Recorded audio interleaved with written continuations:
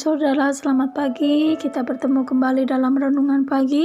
Sebelum kau melakukan aktivitas sepanjang hari ini, mari saya mengajak untuk kita bersama-sama untuk kita belajar akan firman Tuhan. Sebelum kita masuk, kita berdoa terlebih dulu. Mari kita berdoa. Terima kasih Tuhan, kami sangat bersyukur buat kesempatan yang Tuhan berikan buat kami untuk kami boleh datang di hadapan-Mu. Kami sangat bersyukur Kau memberikan kami kesempatan. Tuhan, kami mau dalam kehidupan kami sepanjang hari ini Engkau memimpin kami melalui firman-Mu. Pimpin kami Tuhan melalui firman-Mu, ingatkan dan tegur kami, karena kami tahu ketika Tuhan memimpin dan menegur kami, itu semua adalah kebaikan buat kami.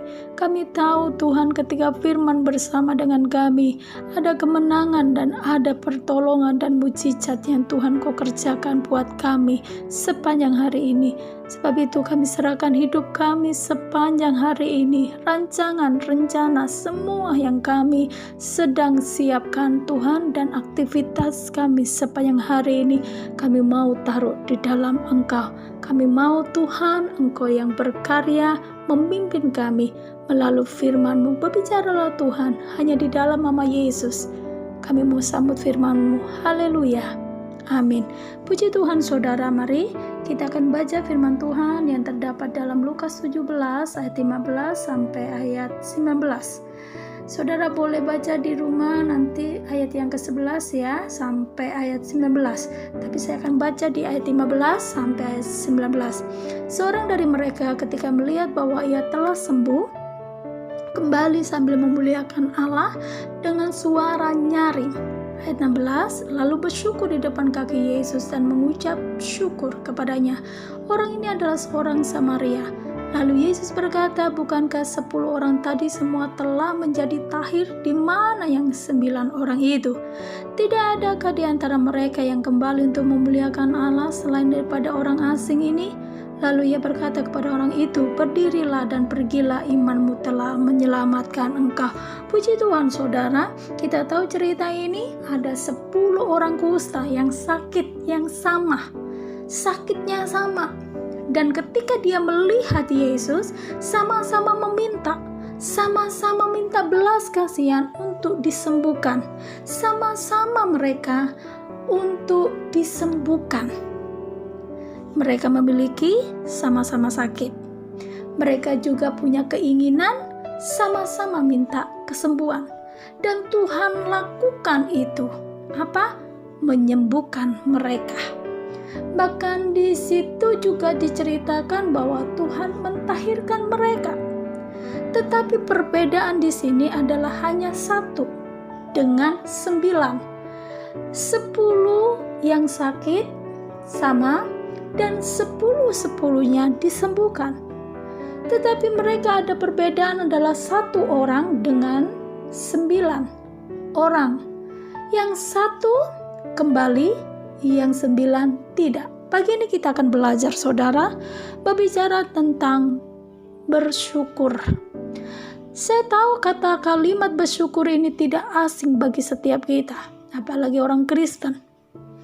Apalagi kita sering dengar khotbah, renungan, bahkan kita baca firman Tuhan, kita hafal dan mengerti tentang ucapan syukur. Tetapi sesungguhnya kita tahu makna ucapan syukur itulah sesungguhnya yang dikehendaki bagi Tuhan, bagi kita. Bukan mengucap syukur dengan keadaan dan kondisi, tetapi ucapan syukur itu harus dilakukan setiap hari, setiap detiknya. Kalau hari ini kita boleh ada, kita boleh bernafas, kita bisa memiliki segalanya. Kita masih bisa berkumpul dengan keluarga. Kita masih bisa makan. Kita bisa memiliki barang yang kita tinggali atau kita miliki. Kita harus bersyukur. Kalau kita sehat, itu pun harus bersyukur. Ketika kita bangun pagi, apakah kita sudah bersyukur? Ketika kita melakukan apapun, adakah kita bersyukur? Lihat, hari ini kita belajar benar-benar sampai Tuhan berkata kalimat sampai, saya nggak tahu itu bahasa apa itu saudara, bahasa Inggris, Jerman. Tuhan berkata, di mana yang lain, kenapa orang asing ini saja yang datang kepadaku? Dan hanya dia saja yang mengucap syukur. Orang asing. Saudara, hari ini Tuhan ajarkan untuk kita bukan orang asing di hadapan Tuhan. Kita adalah umat-Nya, orang yang dikasihi Tuhan. Kita adalah milik Tuhan. Kita anak-anak Tuhan, yang dimana kita seharusnya setiap hari, setiap waktu bersyukur. Salah satunya, orang yang bersyukur, dia harus tahu bahwa segala sesuatunya kita tahu bahwa milik Tuhan, supaya tidak ada ketakutan, kecemasan, kekhawatiran. Tuhan berkata di yang pertama, orang Samaria ini, dia kembali. Ayat 15, perhatikan. Seorang dari mereka ketika melihat bahwa ia telah sembuh, kembali sambil memuliakan Allah. Yang pertama, kembali.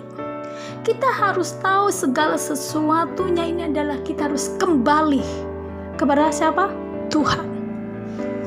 Ketika kita tahu itu, maka enak. Saudara, tidak ada kecemasan, kebingungan dalam kehidupan ini. Contoh, ketika saya tahu pergumulan masa depan anak saya, kalau lihat keadaan kondisi, bagaimana ke depan ini? Bagaimana menyiapkan untuk mereka? Kalau saya melihat pribadi saya tidak mampu. Kekhawatiran, kecemasan sebagai manusia. Tetapi saya tahu bahwa saya masih ingat bahwa anak saya ini adalah titipan Tuhan, dia adalah milik Tuhan. Saya kembalikan kepada Tuhan. Saya kembali bahwa dia adalah bukan milikku sepenuhnya, tapi adalah titipan, bahwa anak-anak saya adalah milik Tuhan. Maka lihat, ketika saya tahu bahwa dia milik Tuhan, masa depan sampai ke depan pun saya percaya bahwa Tuhan yang menyediakan yang terbaik. Katakan amin. Begitupun saudara, sangat sederhana. Pekerjaan saudara, ada masalah apapun, percaya masa depan, bahkan pekerjaan itu adalah milik Tuhan, percaya Tuhan akan pulihkan. Ketika saudara, masa depan saudara adalah milik Tuhan, percayalah dia yang mempersiapkan untuk yang terbaik buat saudara. Itu yang pertama. Kita harus kembali lagi. Apa saja yang kita miliki, rumah, barang, kalau itu milik Tuhan, percayalah Tuhan pasti menolong. Yang kedua yang dilakukan orang Samaria ini adalah ayat 16, lalu tersungkur di depan kaki Yesus. Yang kedua adalah tersungkur. Kata yang adalah penyembahan. Tuhan ingin hari-hari ini anak-anaknya bukan orang yang tidak mengenal, tetapi kita yang pernah mengecap kasih Tuhan, mujizat, kesembuhan, pemulihan, berkat. Kita pernah ditolong, walaupun hari ini sedang ada pergumulan, percayalah mujizat masih ada. Dan akan terus Tuhan akan lakukan bagi kita. Yang Tuhan inginkan sikap kita hari-hari ini, sujud menyembah. Apapun yang kau hadapi, sujudlah menyembah. Karena ketika kita sujud menyembah Tuhan, dialah sumber yang akan membuka jalan bagi kita. Yang ketiga, poin yang ketiga adalah bersyukur. Ketika kita sujud menyembah, ketika kita berdoa, ketika kita datang kepada Tuhan, yang terakhir, percayalah ketika kita bersyukur, maka dengan iman, kuasa ucapan syukur akan terjadi sesuai apa yang kita minta, bahkan doakan yang kita katakan. Katakan amin. Bila firman Tuhan yang sederhana ini menjadi berkat bagi saudara. Yang tiga yang Tuhan inginkan bagi saya dan saudara, yaitu segala sesuatu yang kita miliki, segala sesuatu yang kita hadapi, percayalah kalau milik Tuhan, Tuhan yang akan menolong. Yang kedua, bagian kita adalah sujud menyembah di hadapan Tuhan. Kalau kita sujud menyembah, pasti karena sumber pertolongan hanya di dalam Yesus. Ketika kita sujud menyembah, kita berdoa dan kita bersyukur, maka kuasa ucapan syukur itu akan terjadi sesuai yang kita ucapkan. Tuhan Yesus memberkati. Mari kita berdoa. Terima kasih Tuhan, kami sangat bersyukur buat hari ini. Firman-Mu mengingatkan kami kembali untuk kami mengerti dan kami boleh melakukan firman-Mu untuk kami hidup kami benar. Yaitu Tuhan, kami tahu segala sesuatu dalam milik-Mu. Pasti Tuhan akan tolong ketika kami menghadapi keadaan kondisi apapun yang saat ini kami hadapi. Pasti ada pertolongan dan mujizat. Terima kasih Tuhan, ajar kami untuk kami menyembah di hadapan-Mu, sujud di hadapan-Mu, karena hanya kepada-Mu yang bisa menolong kami. Ajar kami ucapan syukur dalam segala sesuatunya, karena kami tahu ketika kami bersyukur di hadapan-Mu, berkat akan turun. Terima kasih, berkati umat-Mu seluruhnya. Apa yang dikerjakan Kau buat berhasil. Sepanjang hari ini ada mujizat keajaiban Kau lakukan Tuhan. Lindungi setiap umat-Mu, berkati. Hanya dalam nama Yesus hamba berdoa. Haleluya. Amin. Tuhan Yesus memberkati. Selamat beraktivitas.